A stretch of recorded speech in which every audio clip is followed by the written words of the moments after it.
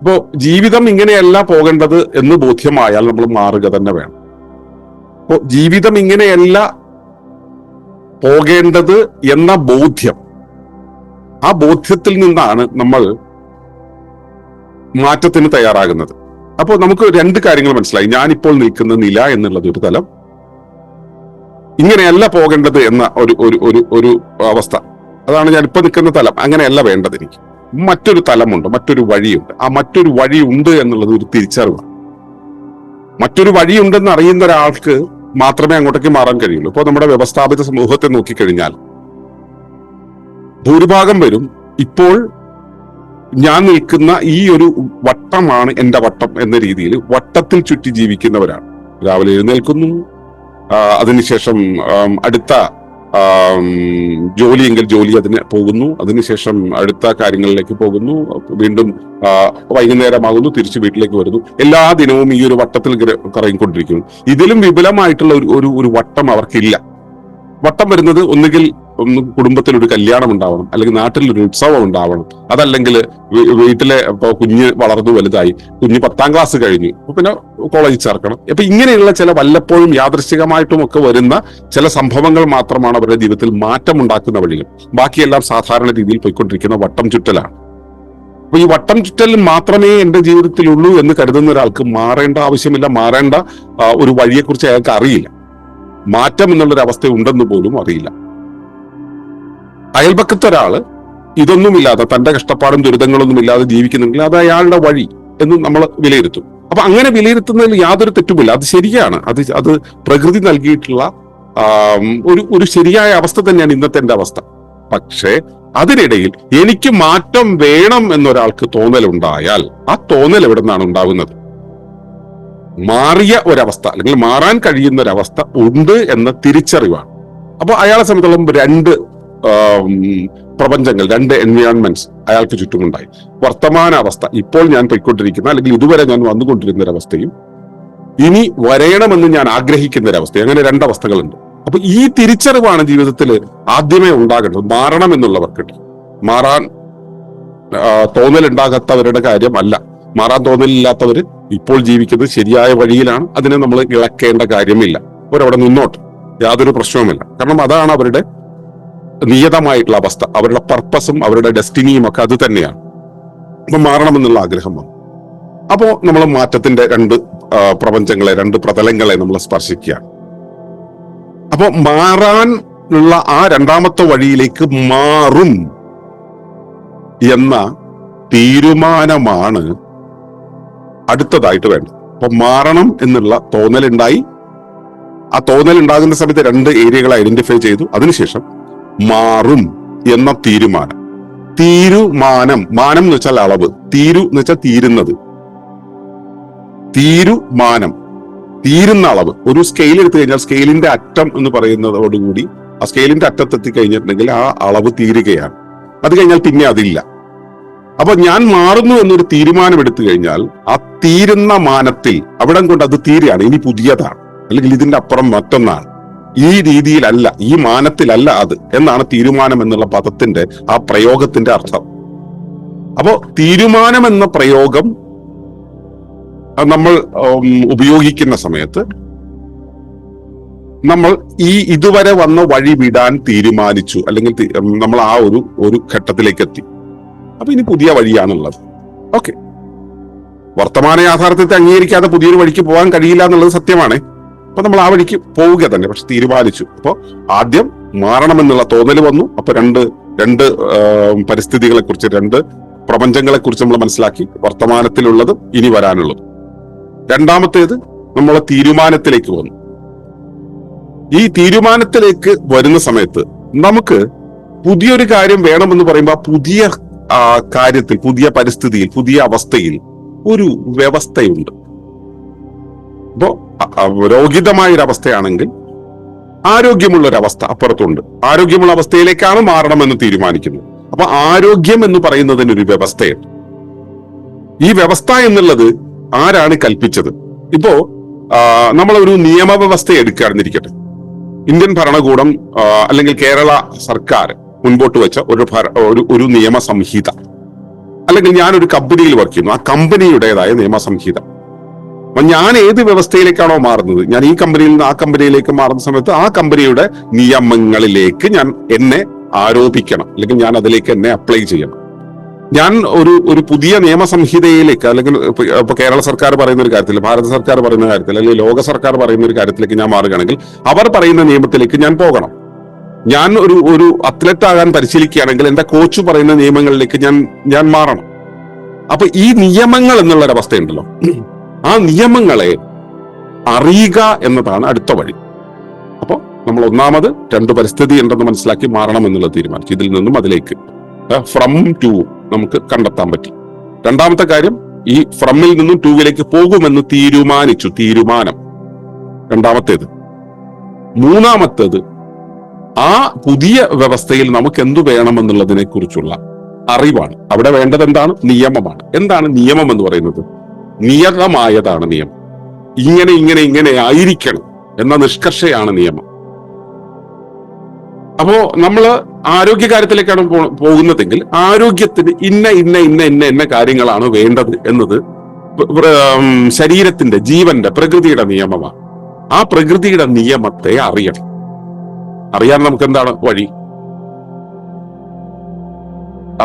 അറിയാൻ നമുക്കുള്ള വഴി എന്ന് പറയുന്നത്, ഒന്നുകിൽ നമുക്ക് സഹജാവബോധം പ്രവർത്തിക്കണം.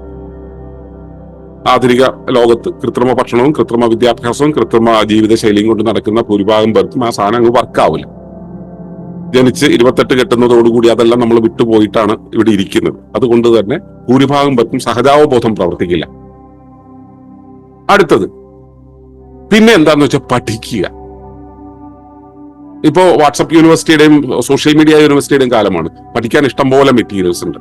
നമ്മൾ ഇന്ന് രാവിലെ ഒന്ന് പഠിക്കുന്നു, മത്തൻ കഴിക്കുന്നത് നല്ലതാണ്. വൈകുന്നേരം ആകുമ്പോൾ നമ്മുടെ യൂണിവേഴ്സിറ്റിയിൽ തന്നെ മറ്റൊരു പാഠം വരുന്നു, മത്തൻ കഴിക്കുന്നത് കേടാണ്. നമ്മൾ അട്ടർ കൺഫ്യൂഷനിലേക്കാണ് പോകുന്നത്. അപ്പോ ഈ സ്വന്തമായിട്ട് കാഴ്ചയുള്ളവർക്ക്, സ്വന്തമായിട്ട് പാഠങ്ങളുള്ളവർക്ക് ഒരു അപ്ഡേറ്റിന് വേണ്ടിയിട്ട് ഉപയോഗിക്കാവുന്നതാണ് ഈ സോഷ്യൽ മീഡിയ യൂണിവേഴ്സിറ്റി എന്ന് പറയുന്നത്. അല്ലാതെ അത് നമുക്ക് റിലേ ചെയ്യാൻ പറ്റുന്ന, ആശ്രയിക്കാൻ പറ്റുന്ന ഒരു ഇടമല്ല. പിന്നെ എന്താണ് മാർഗം? ആധികാരിക ഗ്രന്ഥങ്ങൾ, ആധികാരിക പഠനങ്ങളെ ആശ്രയിക്കുക. ഇതിൽ ആരാണ് അധികാരി? ആധികാരികമെന്ന് പറയുന്നത് ആരാണ്? ഇപ്പൊ യൂണിവേഴ്സിറ്റികൾ മുന്നോട്ട് വയ്ക്കുന്ന പാഠങ്ങൾ പഠിച്ചുകൊണ്ട് കുറച്ച് വൈദ്യന്മാർ ചികിത്സാശാസ്ത്രമായിട്ട് മുന്നോട്ട് വരുന്നു. അവർക്ക് സർട്ടിഫിക്കറ്റ് ഉണ്ട്, ചുമരിൽ സർട്ടിഫിക്കറ്റ് തൂങ്ങുന്നുണ്ട്. അതുകൊണ്ട് അവരെ അധികാരിയാണ് നമ്മൾ അംഗീകരിക്കും. ആ അധികാരി എടുത്ത് പോയി അതേപോലെയുള്ള മറ്റൊരു പഠനപത്രം തൂക്കിയിരിക്കുന്ന മറ്റൊരു ചുമരിന്റെ താഴെ ഇരിക്കുന്ന വൈദ്യനെ കാണാൻ പോകുമ്പോൾ അയാൾ ഇതിന് ഘടകവിരുദ്ധമായിട്ടൊരു കാര്യം പറയും. കാരണം ഇയാള് ആംഗല വൈദ്യവും ഇയാള് ഭാരത വൈദ്യവുമാണ് പറയുന്നതെങ്കിൽ തന്നെ നേരെ തിരിഞ്ഞു. അപ്പൊ പിന്നെ എന്താണ് ചെയ്യുക? നമുക്കൊരു ബോധ്യമുണ്ടല്ലോ ഇന്ന വഴിയായിരിക്കും ശരിയെന്ന്. ആ വഴി പറഞ്ഞു തരുന്ന ഒന്നിനെ വിശ്വസിക്കുക മാത്രമേ ഉള്ളൂ. അതല്ല, സത്യം അറിയണം, ശരിയായത് എനിക്ക് മനസ്സിലാക്കണം എന്നാണ് നിർബന്ധമെങ്കിൽ അതിനിവിടെ ഒരു നിയമമേ ഉള്ളൂ. ശരിയുടേതായിട്ടുള്ള ഒരു നിയമമേ ഉള്ളൂ. എല്ലാ നിയമങ്ങളെയും ഉൾക്കൊള്ളുന്ന ആ വലിയ നിയമം അത് പ്രകൃതിയുടേതാണ്. പ്രകൃതിയുടെ നിയമത്തെ ബോധ്യപ്പെടും. പ്രകൃതിയുടെ നിയമത്തെ ബോധ്യപ്പെടാൻ നേരത്തെ പറഞ്ഞ 2 വഴികളുണ്ട്. ഒന്ന് സഹജാവബോധത്തിന്റെ വഴി, 2 ഗുരുവിന്റെ വഴി. അപ്പോ ഗുരുവിന്റെ വഴി എന്നുള്ളത് നമുക്ക് ബോധ്യപ്പെട്ടാൽ, ഗുരു എന്നുള്ള ഒരു ആശയം നമുക്ക് ബോധ്യപ്പെട്ടാൽ നമ്മുടെ ഉള്ളിൽ അതൊരു ആവശ്യമായിട്ട് വരും. നിങ്ങൾക്ക് ഉള്ളിൽ എന്താവശ്യമായിട്ട് വരുന്നു അത് നിങ്ങളുടെ മുന്നിൽ പ്രത്യക്ഷം. അത് പ്രകൃതിയുടെ നിയമം. അപ്പോ നിങ്ങൾക്ക് അറിയാത്തതെന്തോ അതെന്തെന്ന് നിങ്ങൾ തിരക്കാൻ ഒരുങ്ങിയാൽ അതിനുള്ള മറുപടികൾ പ്രകൃതി നിങ്ങളുടെ മുന്നിൽ കൊണ്ടെത്തിക്കും. പക്ഷെ അത് വിവേചിച്ചറിയാനുള്ള ശേഷി വേണം. അവിടെ ആ വിവേചനം നടത്തി നിങ്ങൾക്ക് വേണ്ടത് എന്താണെന്ന് നിങ്ങളെ അറിഞ്ഞ് നിങ്ങളിലേക്ക് പകർന്നു തന്ന് നിങ്ങളുടെ ധർമ്മത്തിലേക്ക് ഗുരുത്വപ്പെടുത്തി നിർത്തുന്നത് എന്തോ ആരോ അതാണ് ഗുരു. ആ ഗുരുവിന്റെ പക്കലേക്ക് ചെല്ലും. അതൊരു പക്ഷെ ഒരു മെന്റർ ആവാം, ഒരു ട്രെയിനർ ആവാം, ചിലപ്പോൾ ഒരു മോട്ടിവേറ്റർ ആകാം. സത്യത്തിൽ ഇതൊന്നുമല്ല ഗുരു, പക്ഷെ ഇവരൊക്കെ ഗുരുക്കന്മാരായി വർത്തിക്കുന്നവരാണ്. എന്നെ സംബന്ധിച്ചിടത്തോളം ഞാൻ മഹാഗുരുവായ മണിയേട്ടന്റെ ശിഷ്യനാണ്. അപ്പോ അദ്ദേഹം എനിക്ക് കൃത്യമായിട്ട് വഴി കാണിച്ചു തന്നിട്ടുണ്ട്. എന്റെ സഹജാവബോധത്തെ തൊട്ടുണർത്താൻ അദ്ദേഹം എന്നെ പഠിപ്പിച്ചിട്ടുണ്ട്. അപ്പൊ എനിക്കതിനെ ആശ്രയിക്കാൻ കഴിയും. അപ്പോ യഥാർത്ഥ ഗുരുവിന്റെ അടുത്തേക്ക് എത്തിയാൽ നമ്മുടെ വഴി കൃത്യമായിട്ട് അവർ കാണിച്ചു. അതല്ലെങ്കിലോ നമ്മൾക്ക് മുന്നിലെത്തുന്ന വിശ്വസനീയമായിട്ടുള്ള ഒന്നിനെ നമ്മൾ അങ്ങ് വിശ്വസിക്കുക. വിശ്വസിക്കുക എന്നുള്ള പദത്തിന്റെ അർത്ഥം എന്താണ്? അറിയാത്തതിന്മേലുള്ള ഉറപ്പാണ് വിശ്വാസം. അറിയാത്തതിന്മേലുള്ള ഉറപ്പ്. ആ ഉറപ്പ് മതി, അറിയണമെന്നില്ല, ഉറപ്പ് മതി നമ്മൾ അതിലേക്ക് എത്താൻ. ഉറപ്പ്. നമ്മൾ എന്തിനു ഉറച്ചു വിശ്വസിക്കുന്നു അതാണ് സംഭവിക്കുക. അപ്പൊ ആ ഉറപ്പിലേക്ക് നമ്മൾ ചെന്നാൽ മതി. അപ്പോ തെറ്റോ ശരിയോ എന്നുള്ളത് വിഷയമല്ല. അലോപ്പതി മരുന്നാണോ ആയുർവേദ മരുന്നാണോ ഹോമിയോ മരുന്നാണോ നല്ലതെന്നുള്ള ചിന്ത നിങ്ങൾക്ക് ആവശ്യമില്ല. അലോപ്പതി മരുന്നാണ് ശരി എന്ന് നിങ്ങൾ വിശ്വസിച്ചാൽ ആ വിശ്വാസത്തെ കളയാതെ അത് നിങ്ങൾക്ക് പകർന്നു തന്ന ആളെ വിശ്വസിച്ച് നിന്നാൽ മതി, നിങ്ങളുടെ അസുഖം മാറിക്കൊള്ളും. അതിനു പകരം അലോപ്പതി കഴിക്കുന്നത് ശരിയല്ലല്ലോ, അത് കഴിച്ചാൽ ആരോഗ്യത്തിന് പ്രശ്നം ഉണ്ടാകുമെന്നുള്ള സന്ദേഹത്തോടു കൂടി അയാളെ വിശ്വസിച്ചാൽ സ്വാഭാവികമായിട്ടും നിങ്ങൾക്ക് രോഗം ഒരിക്കലും വിട്ടുമാറില്ല. അപ്പോ നിങ്ങൾ ആരെ വിശ്വസിക്കുന്നു? അപ്പൊ ഗുരു എന്നുള്ള അർത്ഥത്തിലല്ല ഇവിടെ വരുന്നത്. ഗുരു തുല്യമായിട്ടുള്ള ഒരാൾ, ആ അധികാരിയുടെ സ്വരത്തിൽ സംസാരിക്കുന്ന ആധികാരികതയുടെ ഒരു വക്താവ്, ആ വക്താവിനെ നിങ്ങൾ വിശ്വസിക്കുക. നിങ്ങൾ പരിശീലകനാകാം, നിങ്ങളെ പ്രചോദിപ്പിക്കുന്നവരാകാം, നിങ്ങളെ വഴി കാണിച്ചു തരുന്നവരാകാം. ഇതൊന്നുമല്ലാതെ യഥാർത്ഥ ഗുരുവുമാകാം. അവരെ നിങ്ങൾ അങ്ങ് വിശ്വസിക്കുക. വിശ്വസിക്കുക എന്നുള്ള പദം കിട്ടിയല്ലോ. അപ്പൊ ആദ്യം നമ്മൾ എന്താ വെച്ചാൽ 2 പരിസ്ഥിതികൾ ഉണ്ടെന്ന് മനസ്സിലാക്കി. ഈ പരിസ്ഥിതിയിൽ നിന്ന് ആ പരിസ്ഥിതിയിലേക്ക് മാറണം എന്നുള്ള തോന്നൽ ഉണ്ടാകുമ്പോൾ 2 പരിസ്ഥിതിയുടെ ആ മണ്ഡലം നമുക്ക് മനസ്സിലായി. അതിനുശേഷം മാറണം എന്നുള്ള തീരുമാനത്തിലേക്ക് വരിക. തീരുമാനം കഴിഞ്ഞാൽ പിന്നെ അറിയുക. അറിയാനുള്ള വഴി എന്ന് പറയുന്നത് നിങ്ങളുടെ ഗുരുവിനെ കണ്ടെത്തുക എന്നുള്ളത്. അത് പല ഗുരുക്കന്മാരെ കുറിച്ചാണ് പറഞ്ഞത്. സഹജാവബോധം എന്ന ഗുരു, പരിശീലകനാകുന്ന ഗുരു, അതല്ല നിങ്ങളുടെ ധർമ്മത്തെ കാണിച്ചു തരുന്ന ഗുരു. ഏത് ആണെങ്കിലും ആ ഗുരുവിനെ നിങ്ങൾ വിശ്വസിക്കുക, ഗുരുവിനെ കണ്ടെത്തുക, അറിയുക. ഈ ഗുരുവിൽ നിന്നും അറിയുക. അറിയുന്ന സമയത്ത് അതിനകത്ത് വസ്തുതയാണ് അയാളെ വിശ്വസിക്കുക എന്നുള്ളത്. വിശ്വസിച്ചാൽ മാത്രം മതിയോ? പോരാ. അയാൾ നിങ്ങളുടെ ജീവിതത്തിൽ സ്വാധീനം ചെലുത്തുന്ന ആളാണെങ്കിൽ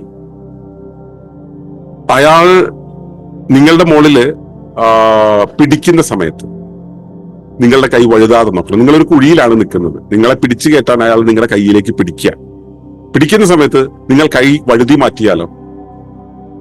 നിങ്ങൾ താഴെ കിടക്കുമ്പോൾ അയാൾക്ക് പിടിച്ചു കയറ്റാൻ നിങ്ങളെ പൊക്കിക്കൊണ്ടുവരാൻ കഴിയാതെയാണ്. അപ്പൊ അതിനാണ് വിധേയത്വം അഥവാ സസെപ്റ്റബിലിറ്റി എന്നുള്ളത്. നമുക്ക് വിധേയത്വം ഉണ്ടാകും. നമുക്ക് വിധേയത്വം ഉണ്ടാകുന്ന സമയത്താണ് ഗുരുവിങ്കിലേക്ക് നമുക്ക് നമ്മളെ സമർപ്പിക്കാൻ കഴിയുക. അപ്പോൾ വിശ്വാസവും വിധേയത്വവും ഉണ്ടാവുക. അതാണ് അടുത്ത കാര്യം. മൂന്നാമതോ, ഈ അറിവ് നേടണമെങ്കിൽ അറിവിന്റെ വഴിയിൽ നമ്മൾ പോകുമ്പോൾ അതിനെ അനുഭവിക്കണം. അറിവിനെ അനുഭവിക്കാൻ കഴിയുമ്പോൾ മാത്രമേ അറിവായി മാറുകയുള്ളൂ. അറിവെന്ന് വെച്ചാൽ അനുരൂപനമാണ്, പൊരുത്തമാകാനുള്ള ശേഷിയാണ്.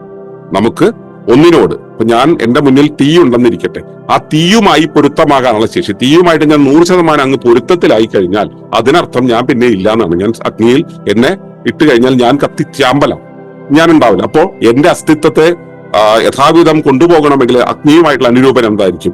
അതിൽ നിന്നും പാകമായ ഒരു ദൂരത്ത് മാറി നിൽക്കുക എന്നുള്ളത്. ആ മാറി നിൽക്കാനുള്ള ശേഷിയാണ് എന്റെ അഗ്നിയെ കുറിച്ചുള്ള അറിവ്. അതിനും അപ്പുറത്തേക്ക് പോയാൽ ഞാൻ വണ്ണീറാകും എന്നുള്ള ബോധ്യം. ഞാനൊരു കസേരയിൽ ഇരിക്കുമ്പോൾ കസേരയുടെ ഷേപ്പിനനുസരിച്ച് എന്റെ ശരീരത്തെ 4 എന്നുള്ള രൂപത്തിലേക്ക് വളയ്ക്കാനുള്ള ശേഷി, അതാണ് എന്റെ അറിവെന്ന് പറയുന്നത്. അറിവെന്ന് പറയുന്നത് അനുരൂപനമാണ്. ജ്ഞാനമെന്ന് പറയുന്നത് അനുരൂപനമാണ്, പൊരുത്തമാകാനുള്ള ശേഷിയാണ്. അപ്പോ ഈ അറിവെന്ന ആ ഒരു അവസ്ഥയിലേക്ക് പോകുമ്പോൾ നമ്മളിപ്പോ വിശ്വാസമുണ്ട്, വിധേയത്വമുണ്ട്. ആ വിധേയത്വത്തിനനുസരിച്ച് നമ്മൾ അറിവിലേക്ക് വളരണം എന്ന് വെച്ചാൽ നമ്മളിൽ പൊരുത്തമുണ്ടാകാനുള്ള വഴക്കമുണ്ടാകണം. അതിനെന്താണ് വേണ്ടത്? അനുഭവം ഉണ്ടാകണം. അനുഭവം എന്ന് വെച്ചാൽ ഭവിക്കുന്നതെന്തോ അതിനെ തുടരുന്നതാണ് അനുഭവം. നമ്മുടെ മുന്നിൽ എന്താണോ ഭവിക്കുന്നത് അതിനെ തുടരുന്നത്. അപ്പൊ എന്റെ മുകളിൽ ഒരു അടി കിട്ടിക്കഴിഞ്ഞാൽ അടിയെ തുടർന്ന് എന്റെ കൈയും കാലൊക്കെ വീങ്ങും. അതാണ് അനുഭവം. അപ്പൊ അനുഭവം ഉണ്ടാകുമ്പോഴോ നമുക്ക് കാര്യം മനസ്സിലായി, ഇതാണ് കാര്യം എന്ന് മനസ്സിലായി. ഈ അനുഭവം കൊണ്ടാണ് ഇനി എന്നെ മാറ്റേണ്ടത്. അപ്പോൾ നമ്മൾ ഗുരുവിങ്കലെത്തി, വിശ്വാസമുണ്ടായി, വിധേയത്വമുണ്ടായി, അനുഭവമുണ്ടായി. ഈ അനുഭവ പാഠങ്ങളിലൂടെ നമ്മിലേക്ക് കാര്യങ്ങളെ പകർന്നു തരുന്ന ഗുരുവാണ് യഥാർത്ഥ ഗുരു കേട്ടോ. അപ്പോ ആ ഒരു ടീച്ചിങ് മെത്തേഡാണ് ഗുരുകുലങ്ങളിലെല്ലാം ഉള്ളത്, മയോട്ടിക് സിസ്റ്റത്തിലുള്ളത്. കേട്ടിട്ടുണ്ടോ? മയോട്ടിക് സിസ്റ്റം സോക്രട്ടീസും പ്ലേറ്റോയും അരിസ്റ്റോട്ടിലും ഒക്കെ ഫോളോ ചെയ്ത ഒരു രീതിയാണ്. നമ്മുടെ ഗുരുകുലങ്ങളും അങ്ങനെ തന്നെയായിരുന്നു. പാഠങ്ങൾ പഠിപ്പിച്ചു കൊടുത്തു കഴിഞ്ഞാൽ അനുഭവിപ്പിക്കുകയായിരുന്നു ഉണ്ടായിരുന്നത്. മയോട്ടിക് സിസ്റ്റം എന്ന് വെച്ചാൽ ശിഷ്യന്റെ ജിജ്ഞാസയ്ക്കനുസരിച്ച് വിഷയങ്ങൾ കൊടുത്തു വന്നിരുന്ന ഒരു രീതിയാണ്. അപ്പൊ ആ രീതിയിലേക്ക് നമ്മൾ വളരണം.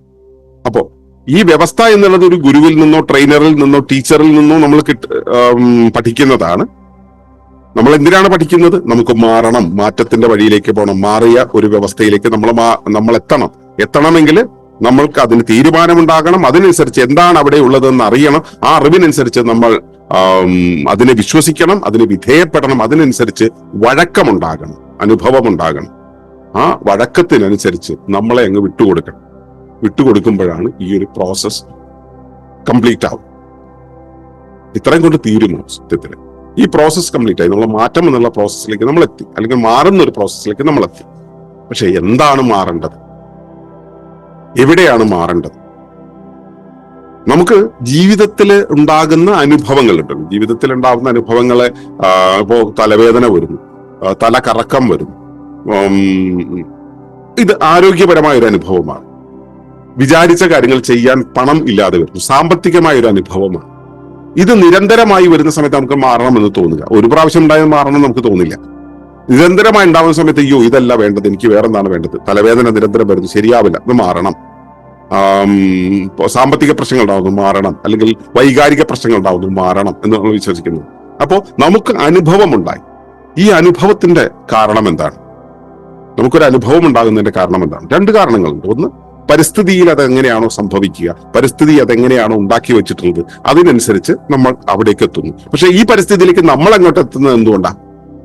നമ്മുടെ അകത്ത് നമ്മുടെ ബോധത്താൽ രൂപീകൃതമായിട്ടുള്ള ഒരു പ്രോജക്ടർ ഉണ്ട്. നമ്മുടെ ഇവിടെ എന്ത് ബോധമാണോ ഉണ്ടാവുന്നത്, ആ ബോധം എങ്ങനെയാണോ കാര്യങ്ങളെ വിശകലനം ചെയ്ത്, ആ വിശകലന സംവിധാനത്തിന്റെ പേരാണ്, വിശകലന ആസൂത്രണ സംവിധാനത്തിന്റെ പേരാണ് മനസ്സ്. ഈ മനസ്സിൽ ഇതെങ്ങനെയാണോ രൂപീകരിക്കുന്നത്, ആ രൂപീകരിക്കുന്നതിനനുസരിച്ച് നമ്മുടെ മുന്നിൽ സംഭവങ്ങൾ ഉണ്ടായി വരും. സംഭവങ്ങൾ ഉണ്ടാകുന്നതിനെയാണ് നമ്മൾ അനുഭവിക്കുന്നത്, സംഭവം ഉണ്ടാകുന്നതിനെയാണ് നമ്മൾ അനുഭവിക്കുന്നത്, ഭവിക്കുന്നതിനെ നമ്മൾ തുടരുന്നതാണ്. അപ്പൊ ഈ അനുഭവം എന്ന് പറയുന്നത് നമ്മുടെ വിവിക്തേന്ദ്രിയം അല്ലെങ്കിൽ റിമോട്ട് ഓർഗൻ എന്നുള്ള ഒരു ഏരിയയിലാണ് ഉണ്ടാവുന്നത്. നമ്മുടെ പ്രതിമനസ്സാണ് അതിന് കാരണം. നമ്മൾ എന്താണോ അനുഭവിക്കുന്നത് നമ്മുടെ പ്രതിമനസ്സാണ്. നമ്മുടെ മനസ്സിന്റെ തന്നെ ഏറ്റവും ഔട്ടർ ലെയറിലുള്ള ഭാഗമാണ് പ്രതിമനസ് എന്ന് പറയുന്നത്. ഈ പ്രതിമനസ് എന്ന് പറയുന്നത് മുന്നിലുണ്ടാകുന്ന ആ ഒരു സംഭവം, ആ സംഭവത്തെ പ്രതി നിൽക്കുന്നത്, അല്ലെങ്കിലോ ഞാനിവിടെ നിൽക്കുമ്പോൾ എനിക്ക് പ്രതിയായി അപ്പുറത്ത് നിൽക്കുന്നത്, അതും ഞാനും തമ്മിൽ ചേരുന്ന ആ കൂട്ടിമുട്ടലാണല്ലോ, കണ്ടുമുട്ടലാണല്ലോ അനുഭവമായിട്ട് വരുന്നത്. അപ്പൊ അതിനെയാണ് പ്രതിമനസ് എന്ന് പറയുന്നത്. അപ്പോ നമ്മുടെ അനുഭവത്തിൽ മാറ്റം ഉണ്ടാവണം. അപ്പൊ നമ്മുടെ തലവേദനയാണെന്ന് വെച്ചാൽ തലവേദന മാറണം, അതാണ് കാര്യം. തലവേദന മാറണം. അപ്പൊ അനുഭവത്തിൽ മാറ്റം ഉണ്ടാവണം. എണ്ണിപ്പിടിച്ചോളൂ കേട്ടോ, ഇത് അനുഭവത്തിലാണ് മാറുക. എവിടെയെല്ലാം മാറേണ്ടത് എന്നുള്ളതാണ് പറഞ്ഞു വരുന്നത്. അനുഭവത്തിൽ മാറ്റം വരണം. ഈ അനുഭവത്തെ ഷൂട്ട് ചെയ്യുന്നത് എന്താണ്? അനുഭവത്തെ ഉൽപ്പാദിപ്പിക്കുന്നത് എന്താണ്? അത് നമ്മുടെ പ്രകടനമാണ്. ഞാനൊരാളിൽ നിന്നും എനിക്ക് മോശമായൊരു അനുഭവം ഉണ്ടാകുന്നതിന് കാരണം അയാൾക്ക് ആ മോശം അനുഭവം തരാൻ പാകത്തിൽ ഞാൻ നിന്നുകൊടുക്കുന്ന എന്റേതായ പ്രകടനമുണ്ട്. ആ പ്രകടനത്തിന്റെ തലത്തെയാണ് നമ്മൾ പ്രകട മനസ്സ് എന്ന് പറയുക. കർമ്മേന്ദ്രിയങ്ങളുടെ തലമാണിത്. നമ്മൾ പ്രകടിപ്പിക്കുന്ന നമ്മുടെ ബിഹേവിയറിന്റെ ഒരു തലം. അപ്പോ അനുഭവത്തിന്റെ തലം, നമ്മുടെ പെരുമാറ്റത്തിന്റെ പ്രകടനത്തിന്റെ തലം, പ്രകട മനസ്സ് എന്ന് പറയുന്നത്. ഈ പ്രകട മനസ്സ് എവിടെ നിന്നാണ് ഉൽപ്പാദിപ്പിക്കപ്പെടുന്നത്? ഇതിങ്ങനെ പ്രകടിപ്പിക്കാം, ഇങ്ങനെ ചെയ്യാം എന്നുള്ള കാര്യങ്ങൾ നമ്മുടെ ബോധ മനസ്സിൽ നിരൂപിക്കുന്നുണ്ട്, നമ്മൾ ആസൂത്രണം ചെയ്യുന്നുണ്ട്, ചിന്ത നടത്തുന്നുണ്ട്. അപ്പൊ ചിന്തയുടെ ചിന്താ മണ്ഡലം പ്രവർത്തിക്കുന്നത് യൗക്തികമായിട്ടുള്ള ഈ സത്തയുടെ തലത്തിലാണ്. ഞാനെന്നുള്ള സത്ത, ഞാനെന്ന് വിളിക്കുന്ന, ഞാനെന്ന് അറിയുന്ന ഒരു മണ്ഡലത്തിൽ നിന്നുകൊണ്ടാണ് ചിന്തിക്കുന്നത്. ഈ ചിന്തയുടെ ബഹിർസ്ഫുരണമാണ് എന്റെ പെരുമാറ്റം എന്ന് പറയുന്നത്. പെരുമാറ്റത്തിന്റെ ബഹിർസ്ഫുരണമാണ് എന്റെ അനുഭവം എന്ന് പറയുന്നത്. അപ്പോ ഈ പെരുമാറ്റത്തെ ഉൽപ്പാദിപ്പിക്കുന്നത് എന്റെ ചിന്തയാണ്. അപ്പോ ചിന്തയുടെ തലത്തെയാണ് നമ്മൾ ബോധ മനസ്സ് എന്ന് പറയുന്നത്. അപ്പൊ ബോധമനസ്സ്, സത്തയുടെ ബോധം, സത്താ മനസ്സ് എന്നൊക്കെ പറയാം. ഞാൻ എന്ന സത്ത, എന്റെ ചിന്തയാണ് ഇതിന് കാരണം. അപ്പൊ ചിന്തയുടെ ആ ഒരു മണ്ഡലം, അപ്പൊ അനുഭവത്തിന്റെ മണ്ഡലം, പ്രകടനത്തിന്റെ മണ്ഡലം, പ്രകടനത്തെ നിയന്ത്രിക്കുന്ന ചിന്തയുടെ മണ്ഡലം. ഈ ചിന്തയാരാണ് ഉൽപ്പാദിപ്പിക്കുന്നത്? ഉറപ്പായിട്ടും നമുക്കൊരു ശേഷിയുണ്ട്, ഫാക്കൽറ്റി ഉണ്ട്, ഒരു ഇന്റേണൽ ഫാക്കൽറ്റി ഉണ്ട്. ആ ഇന്റേണൽ ഫാക്കൽറ്റി ഉപയോഗിച്ചുകൊണ്ടോ നമ്മൾ യൗക്തികമായി ചിന്തിക്കണോ, താളാത്മകമായി ചിന്തിക്കണോ, സൃഷ്ടിയാത്മകമായി ചിന്തിക്കണോ എന്നുള്ള കാര്യങ്ങളെല്ലാം വരിക. അപ്പൊ ഇത് എങ്ങനെയാണെങ്കിലും ചിന്തയുടെ രൂപമാണിത്. ഒരാളൊരു കാര്യം പറയുന്ന സമയത്ത് അതെങ്ങനെ അത് ശരിയാകും എന്ന് വിചാരിക്കാം, നമുക്ക് വിചാരം ചെയ്യാം. ഓ അങ്ങനെയാണോ എന്ന് വിചാരിക്കാം. അങ്ങനെ ആയതിനേക്കാളും നന്നായിട്ട് നമുക്ക് ഇങ്ങനെ ചെയ്യാമല്ലോ എന്നും ആലോചിക്കാം. ഇംപ്രവൈസ് ചെയ്തും ആലോചിക്കാം, പലതരത്തിൽ ആലോചിക്കാം.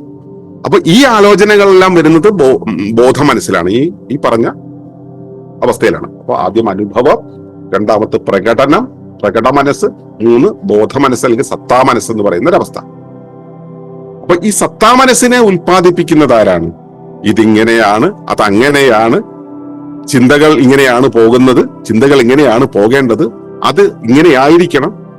ഒരു പെൺകുട്ടി ഒരാളുടെ ബൈക്കിന്റെ പുറകിൽ കൂടെ പോയാൽ അത് അധാർമികതയാണ്. പിന്നെ ഒരു കുട്ടി ജനിച്ചു വളരുന്ന സമയത്ത് പിടിച്ചെഴുന്നേറ്റ് കഴിഞ്ഞാൽ പിന്നെ നടക്കുകയാണ് വേണ്ടത്, പിടിച്ചു കയറുകയല്ല. ഇതൊക്കെ നമ്മുടെ വിശ്വാസങ്ങളാണ്. ഈ വിശ്വാസം എന്നുള്ള ഒരവസ്ഥ നിൽക്കുന്ന ഇടത്തെയാണ് നമ്മൾ ഉപബോധം എന്ന് പറയുക. സാധാരണ ബോധ മനസ്സ് നമ്മൾ പറഞ്ഞല്ലോ, ആ ബോധത്തിന്റെ അതിനോട് ചേർന്നിരിക്കുന്ന ബോധം ഉപബോധം എന്ന് പറയാം. ഈ ഉപബോധത്തിൽ ചിന്തയില്ല. ഇവിടെ ബോധമനസ്സിൽ ചിന്തയുണ്ടല്ലോ, ഉപബോധത്തിൽ ചിന്തയില്ല. ചിന്തയ്ക്ക് പകരം അവിടെയുള്ളത് സ്മൃതികളാണ്. എന്താണ് സ്മൃതി? നമുക്കൊരു അനുഭവം ഉണ്ടായി. ആ അനുഭവം, അപ്പൊ കയ്യിലൊരു പൊള്ളലേറ്റു, അടുത്ത പ്രാവശ്യം നമ്മൾ ആ പൊള്ളലേൽക്കുന്ന ഇടത്തേക്ക്, പൊള്ളൽ ഉണ്ടാക്കിയ ഇടത്തേക്ക് നമ്മൾ ചെല്ലുകയാണെങ്കിൽ വീണ്ടും ഒരിക്കൽ അതേ അനുഭവത്തിലൂടെ കടന്നു പോകേണ്ട കാര്യമില്ല. അവിടെ എന്താണെന്ന് അറിയാം. പകരം ആ ഉണ്ടായ പാട് നമ്മുടെ ഉള്ളിൽ ഉണ്ടായാൽ മതി. അപ്പൊ ഒരിക്കലുണ്ടായ ഒരു അനുഭവത്തിന്റെ പാട് ആണ് സ്മൃതി. കടൽ തീരത്ത് നടക്കുമ്പോൾ ആ മണലിൽ നമ്മുടെ കാൽപ്പാടുകൾ പതിയുന്നത് പോലെ ഉള്ളിൽ പതിഞ്ഞിരിക്കുന്നതാണ് സ്മൃതി അഥവാ ഓർമ്മ. ഈ ഓർമ്മ ചിത്രരൂപത്തില്, ആശയരൂപത്തില്, യുക്തിയുടെ രൂപത്തില്, വികാരത്തിന്റെ രൂപത്തിലൊക്കെ ഉണ്ടാവും. പല രൂപത്തിൽ അതിങ്ങനെ നിൽക്കുന്നുണ്ടാവും. ഇവയുടെ എല്ലാം സഞ്ചയമാണ്, എല്ലാം കൂടെ ചേർന്നിരിക്കുന്ന അവസ്ഥയാണ് ഈ ഉപബോധം എന്ന് പറയുന്നത്. ഈ ഉപബോധം എവിടെയാണ് ഉണ്ടാവുക? അത് സ്മൃതീന്ദ്രിയത്തിലാണ്. സ്മൃതീന്ദ്രിയങ്ങൾ നിൽക്കുന്ന സ്ഥലം എന്ന് പറയുന്ന അവയവങ്ങളാണ്. അപ്പോ ഞാൻ നേരത്തെ പറഞ്ഞ അനുഭവം ഉണ്ടാകുന്നത് നമ്മുടെ സാമൂഹ്യ തലത്തിലാണെങ്കിൽ, നമ്മുടെ പ്രകടനം ഉണ്ടാകുന്നത് കർമ്മേന്ദ്രിയ തലത്തിലാണെങ്കിൽ, കർമ്മേന്ദ്രിയ തലം എന്ന് വെച്ചാൽ നമ്മുടെ അവയവങ്ങൾ, എക്സ്റ്റേണലി ഇടപെടുന്ന അവയവങ്ങൾ. ബോധ മനസ്സുണ്ടാകുന്നത് ഞാൻ എന്ന സത്തയുടെ തലത്തിലാണെങ്കിൽ, അതിനും താഴെ എന്റെ അവയവങ്ങളുടെ തലത്തിൽ, എന്റെ ആന്തരിക അവയവങ്ങളുടെ തലത്തിലാണ്, അവയവങ്ങളുടെയും കലകളുടെയും തലത്തിലാണ് ഉപബോധം ഉണ്ടാകുന്നത്. ഈ ഉപബോധം എന്ന് പറയുന്ന അവസ്ഥ, അതിനെ ഉൽപ്പാദിപ്പിക്കുന്നത് ആരാണ്? ഉപബോധത്തിലാണ് നമ്മൾ വിശ്വാസങ്ങൾ ഉള്ളത് കേട്ടോ. ഉപബോധത്തിലാണ് നമ്മുടെ വിശ്വാസം. എന്താണ് വിശ്വാസം എന്ന് പറയുന്നത്? നേരത്തെ പറഞ്ഞു, അറിയാത്തതിന്മേലുള്ള ഉറപ്പ്. അപ്പൊ നമുക്ക് അറിഞ്ഞിട്ടല്ല, നമുക്ക് ഉറപ്പുണ്ട് പല കാര്യങ്ങളിലും. ഇതിങ്ങനെയാണ്, അതങ്ങനെയാണ്, വ്യവസ്ഥ ഇങ്ങനെയാണ്, ലോകം ഇങ്ങനെയാണ്, മനുഷ്യരിങ്ങനെയാണ്, ഭക്ഷണം ഇങ്ങനെയാണ്, അല്ലെങ്കിൽ ഇതാണ് ഭക്ഷണം, ഇതാണ് ശരി, ഇതാണ് തെറ്റ് എന്ന നിരൂപണങ്ങളുണ്ട്. ഈ നിരൂപണങ്ങളുടെ ആകത്തുക, ആ നിരൂപണങ്ങളെല്ലാം തന്നെ ഇതിനു മുമ്പുണ്ടായ അനുഭവങ്ങളുടെ റെക്കോർഡാണ്. ആ റെക്കോർഡിൽ നിന്നും നമ്മൾ സൂക്ഷിച്ചു വെച്ചിട്ടുള്ള സ്മൃതികൾ ആണ് നമ്മുടെ ഉപബോധമായി നിൽക്കുന്നത്. ഈ ഉപബോധത്തെ അവിടെ അങ്ങനെ നിലനിർത്തുന്നത് എന്താണ്? അത് അവബോധമാണ്. അവബോധത കോശങ്ങളുടെയും കോശാന്തര ദ്രവങ്ങളുടെയും കോശാന്തര ആന്തരിക കോശ ഘടകങ്ങളുടെയും ഒക്കെ ആകത്തുകയിൽ, പ്രോട്ടോപ്ലാസത്തിന്റെയും DNA-യുടെയും RNA-യുടെയും ഒക്കെ ഒരു തരത്തിൽ നിൽക്കുന്ന ഒരു ഇടമാണ് ഈ അവബോധതലം എന്ന് പറയുന്നത്. അവിടെ തന്നെ രണ്ടു തരം അവബോധങ്ങളുണ്ട്. ഒന്ന് ജനിതകമായി കിട്ടിയത്. ജനിതകമായി കിട്ടിയതിനെ സഹജാവബോധം എന്ന് പറയും. ഇനി ജീവിത പശ്ചാത്തലത്തിൽ നിന്നും നമുക്ക് കിട്ടുന്നത് അധിജനിതകം, അല്ലെങ്കിൽ ഇപ്പോൾ എപ്പിജനറ്റിക്സ് മൂലം നമ്മൾ ഉണ്ടായി വരുന്നത്, അതാണ് ശിക്ഷിതാവബോധം എന്ന് പറയുന്നത്. അപ്പോ ശിക്ഷിതാവബോധം കൊണ്ടാണ് നമുക്ക് ശീലങ്ങൾ ഉണ്ടാവുന്നത്. നമ്മളൊരു കാര്യത്തെ ശീലിച്ചു, ദിവസവും രാവിലെ എഴുതി ചായ കുടിക്കുന്നത് ശീലിച്ചു. ഈ ശീലിക്കുന്നത് ശിക്ഷിതാവബോധത്തിന്റെ തലത്തിലാണ്. അത് അവയവതലത്തിലല്ല, കലകളുടെ തലത്തിലല്ല, കോശങ്ങളുടെ തലത്തിലാണ്. അവിടെയാണ് ശിക്ഷിതാവബോധം എന്ന് പറയുന്നത്. ആന്തരിക കോശത്തിന്റെ, കോശാന്തര സംവിധാനത്തിന്റെ അകത്താണ് സഹജാവബോധം. അത് നമുക്ക് തിരുത്താൻ കഴിയില്ല, അവിടെ നമുക്ക് വേറൊന്നും ചെയ്യാൻ കഴിയില്ല. സഹജാവബോധം എന്ന്. ഈ സഹജാവബോധത്തിന് അകത്ത് പ്രാഥമിക ജൈവ ഘടനയുണ്ടല്ലോ. ആ പ്രാഥമിക ജൈവ ഘടന എന്ന് പറയുന്നത് നമ്മുടെ ശരീരത്തിൽ മാത്രമുള്ളതല്ല, അത് പ്രപഞ്ചം മുഴുവൻ വിന്യസിച്ചിട്ടുള്ള ആ ഒരു സ്വയം സംഘാടന സംവിധാനത്തിന്റെ ഭാഗമാണ്. അതിനെയാണ് നമ്മൾ പരിമനസ് എന്ന് പറയുന്നത്. ഇതിന് നമുക്കൊന്നും ചെയ്യാൻ കഴിയില്ല, നമുക്ക് അവിടെ ഒന്നും ചെയ്യാനില്ല. ജനിക്കുമ്പോൾ നമ്മൾ എന്താകണം എന്നുള്ള ഒരു തീരുമാനം നമുക്ക് കിട്ടിയിട്ടുണ്ട്, ഈ ജനിതകമായി കിട്ടിയിട്ടുണ്ട്. അതിനാണ് സഹജാവബോധം എന്ന് പറയും. അവിടെയും നമുക്കൊന്നും ചെയ്യാനില്ല. എന്നാൽ ചെല്ലുന്ന സാഹചര്യത്തിനനുസരിച്ച് എന്റെ ശരീരവും മനസ്സും പ്രവർത്തനവും എല്ലാം അനുരൂപപ്പെടുമെന്ന് പറയുന്ന ആ ഒരു ഇടം, അനുരൂപനത്തിന്റെ ഇടം, ആ അനുരൂപനത്തിന്റെ ഇടം എന്ന് പറയുന്നത് ശിക്ഷിതാവബോധത്തിന്റെ തലമാണ്. അവിടെയാണ് നമ്മുടെ ശീലങ്ങൾ നിൽക്കുന്നത്. അപ്പോ ശീലങ്ങളുടെ തലം, അതിനും പുറത്ത് വിശ്വാസ വ്യവസ്ഥകളുടെ വീക്ഷണങ്ങളുടെ തലം, അതിനും പുറത്ത് ചിന്തയുടെ തലം, അതിനും പുറത്ത് പ്രകടനത്തിന്റെ തലം, അതിനും പുറത്ത് അനുഭവങ്ങളുടെ തലം. ഇത്രയും തലങ്ങളിലൂടെ കടക്കുമ്പോൾ മാത്രമാണ്, ഇത്രയും തലങ്ങളിൽ മാറ്റം ഉണ്ടാകുമ്പോൾ മാത്രമാണ് മാറ്റമായി വരിക.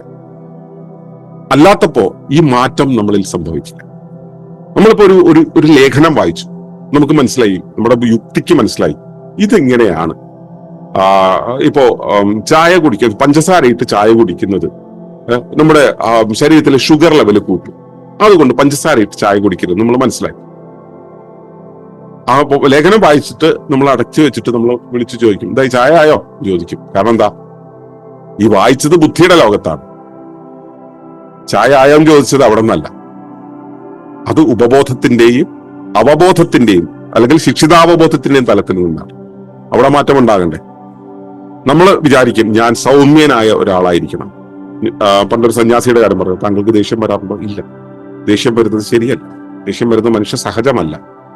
മനുഷ്യ സഹജമായി ദേഷ്യം വന്നു കഴിഞ്ഞാലും നല്ല പക്വമായ സാത്വികരായിട്ടുള്ള ആളുകൾ ദേഷ്യം വരാതെ സൂക്ഷിക്കും എന്നൊക്കെ പറഞ്ഞുകൊണ്ടിരിക്കുകയാണ്. അപ്പോഴാണ് ഇത് 4-5 പ്രാവശ്യം ചോദിക്കുന്നത്, തനിക്ക് പറഞ്ഞാൽ മനസ്സിലാവില്ലടോ എന്ന് പറഞ്ഞിട്ട് ഇയാൾ അങ്ങോട്ട് ദേഷ്യപ്പെടുന്ന ഒരവസ്ഥയുണ്ട്. അതെവിടുന്നാ വന്നത്? ഇത് അസ്വസ്ഥത ഉണ്ടാകുമ്പോൾ അതിനോടുള്ള പ്രകടനമാണ്. ഈ പ്രകടനവും മനസ്സും തമ്മിൽ അങ്ങ് നേരിട്ട് ലിങ്ക്ഡ് അല്ല. ഇവ തമ്മിൽ ബന്ധമുണ്ട്, പക്ഷേ പ്രകടനം സംഭവിക്കുന്നത് അതും ഒരു ശീലത്തിന്റെ ഭാഗമായിട്ടാണ്. പ്രകട മനസ്സിലാണത്, തലത്തിലാണത് നിൽക്കുന്നത്. അവയവങ്ങളെയാണ് അതിന് പരിശീലിപ്പിച്ചെടുക്കേണ്ടത്, അനുഭവങ്ങളെ പരിശീലിപ്പിക്കണം. അപ്പോ ഞാൻ എന്ത് ചെയ്താലും കഷ്ടപ്പാടും ദുരിതമാണെന്ന് അനുഭവ തലത്തിൽ ശീലിച്ചു വെച്ചിട്ടുള്ള ഒരാളെ സംബന്ധിച്ചിടത്തോളം അയാൾ പിന്നെയും ചെയ്യുന്നത് കഷ്ടപ്പാടിലായിരിക്കും. അയാൾക്ക് അനുഭവങ്ങൾ കഷ്ടപ്പാട് തന്നെയായിരിക്കും. അത് ശുഭകരമായ വിജയങ്ങളിലേക്ക് അയാൾക്ക് അനുഭവങ്ങൾ ഉണ്ടാക്കി, ചെറിയ ചെറിയ വിജയങ്ങൾ ഉണ്ടാക്കി ഡെവലപ്പ് ചെയ്ത് വരികയാണെങ്കിൽ അത് ബൂസ്റ്റ് ചെയ്യുന്നു. അല്ലെങ്കിലോ ഇയാൾ വായിച്ചത് കൊണ്ട് വാട്സപ്പ് യൂണിവേഴ്സിറ്റിയിൽ നിന്ന് കിട്ടിയ ഒരു ലേഖനം കൊണ്ട് അയാളിൽ മാറ്റം ഉണ്ടാവില്ല. അപ്പൊ മാറ്റം ഉണ്ടാകണമെങ്കിലും അത് ഈ 5 തലങ്ങളിലും മാറ്റം ഉണ്ടാക്കണം. 5 തലങ്ങളിലും മാറ്റം ഉണ്ടാകണമെങ്കിൽ നമ്മൾ എന്താണ് ചെയ്യേണ്ടത്? അപ്പോ ആദ്യം പറഞ്ഞത് പ്രകടനമല്ല, അനുഭവം. നമ്മൾ കൃത്രിമമായ അനുഭവങ്ങളെ ഉണ്ടാക്കണം. അനുഭവങ്ങളിലേക്ക്, നല്ല അനുഭവങ്ങൾ ഉണ്ടാക്കുന്ന സാഹചര്യത്തിലേക്ക് നമ്മളെ പ്ലേസ് ചെയ്യണം. അതിനെന്താ വേണ്ടത്? നമ്മൾ ചില കർത്തവ്യങ്ങൾ ചെയ്യണം, ചില കാര്യങ്ങൾ ചെയ്യണം. ചെയ്യുന്ന സമയത്ത് നമുക്ക് അനുഭവം ഉണ്ടാവും, ചെയ്യുന്നതിലൂടെ അനുഭവം ഉണ്ടാവുള്ളൂ. ആ ചെയ്യുന്ന സമയത്ത് നമ്മുടെ ഉള്ളിൽ ഉണ്ടാകുന്ന ഒരനുഭവം, മറ്റൊരു അനുഭവം, വീണ്ടും അനുഭവം, അങ്ങനെ അനുഭവങ്ങളുടെ തുടർച്ചയിൽ അതിനൊരു സ്ഥിതരൂപം വരും. ആ സമയത്ത് അവിടെ അത് പരുവപ്പെടും. 2, ഈ അനുഭവത്തിനനുസരിച്ച്, അനുഭവത്തോട് ചേർന്നോ അല്ലാതെയോ നമുക്ക് നമ്മുടേതായ പെരുമാറ്റങ്ങൾ ഉണ്ടാവണം. ഈ പെരുമാറ്റങ്ങൾ എന്ന് പറയുന്നത് ഇപ്പോ നമ്മൾ ആരെ കണ്ടാലും സീരിയസ് ആയിട്ട് നിൽക്കുന്നു, ഇതാണ് എന്റെ പെരുമാറ്റ രീതി, എന്റെ പെരുമാറ്റത്തിന്റെ ശീലം.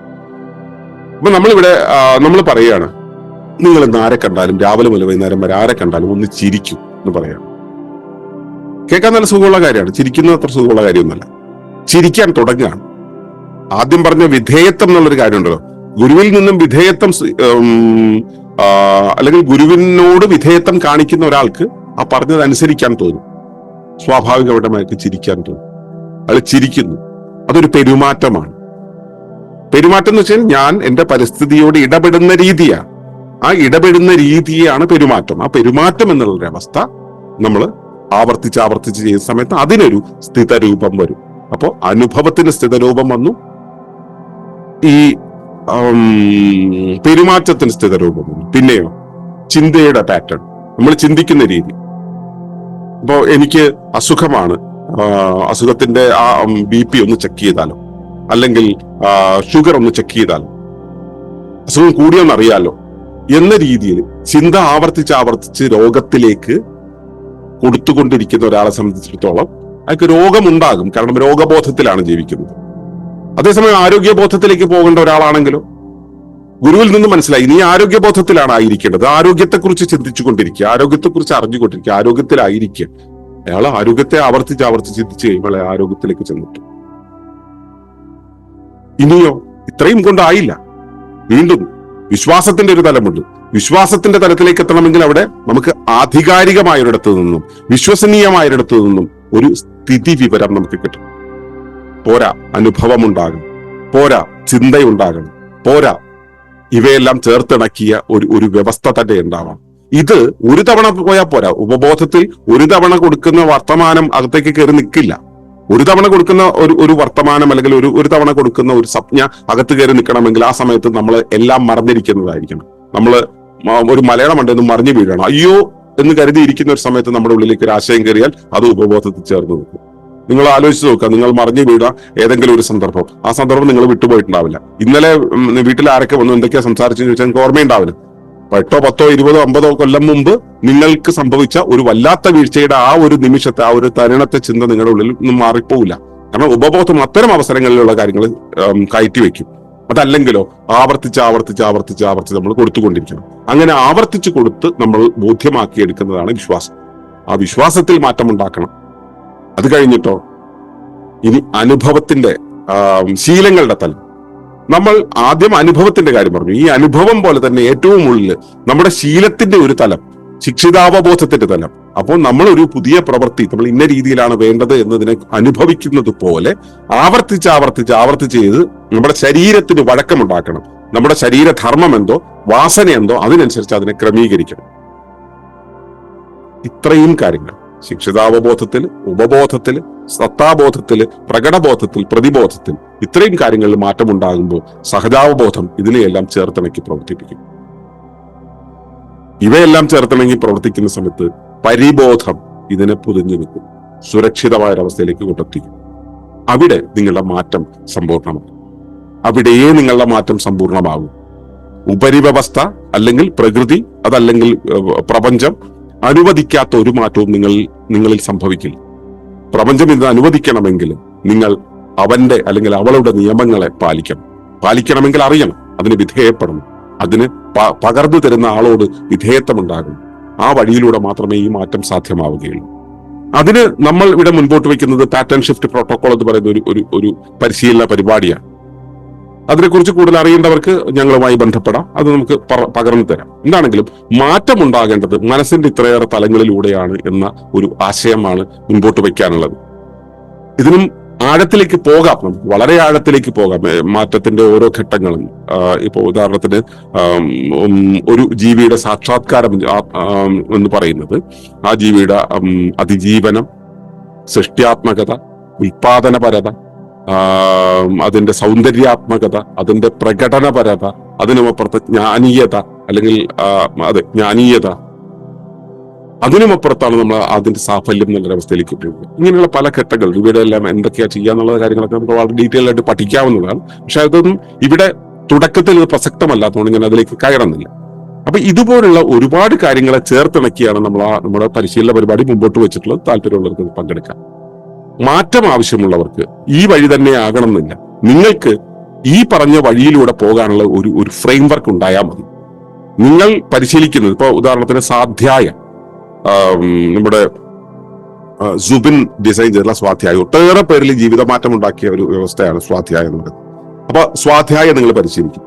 അവിടെ വിധേയത്വം ഉണ്ടാകണം, അവിടെ നിങ്ങൾക്ക് അനുഭവങ്ങൾ ഉണ്ടാകും, നിങ്ങൾക്ക് വിശ്വാസങ്ങൾ ഉണ്ടാവും, നിങ്ങൾക്ക് പ്രകടനങ്ങൾ ഉണ്ടാവും, പെരുമാറ്റങ്ങൾ ഉണ്ടാവും, പലതരം കാര്യങ്ങൾ ഉണ്ടാവും. ഇവയിലൂടെ നിങ്ങൾ കടന്നു പോകണം. അവിടെ നിങ്ങൾക്ക് സമർപ്പണം ആവശ്യമാണ്. ആ സമർപ്പണം നടത്തി കഴിയുമ്പോൾ, അതിലൂടെ കടന്നുപോയി കഴിയുമ്പോൾ സ്വാഭാവികമായും നിങ്ങളിൽ പരിവർത്തനം. ഇതൊന്നുമില്ലാതെ ഒരു വായന കൊണ്ടോ ഒരു ചിന്ത കൊണ്ടോ ഒരു വർത്തമാനം കൊണ്ടോ ഒരു മാറ്റം ഉണ്ടാവില്ല. മാറ്റം ഉണ്ടാകേണ്ടവർ ഈ വഴിയിലൂടെയെല്ലാം കടന്നു പോവുക എന്ന് അഭ്യർത്ഥിച്ചുകൊണ്ട് ഈ അവതരണം ഇവിടെ നിർത്തുന്നു. ഇനി ചോദ്യങ്ങളിലൂടെ നിങ്ങൾക്ക് മുൻപോട്ട് വരാം. നന്ദി, നമസ്കാരം.